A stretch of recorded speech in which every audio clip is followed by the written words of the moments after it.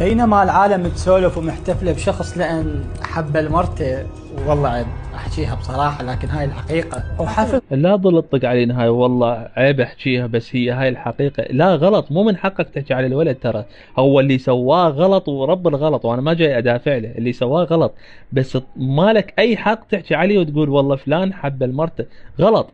راح تقول لي شلون هي حامل وحب لها نفس المعنى؟ اي صح. هسه راح انطيك مثال عليك. حمودي، انت اسمك حمودي، متزوج، يصير اجي اقول محمد مرته حامل، اي عادي ما بيها مشكله. بس من اجي اقول محمد حب المرته، لا هنا صارت بيها مشكله. من اجي اقول هذا معنى ثالث.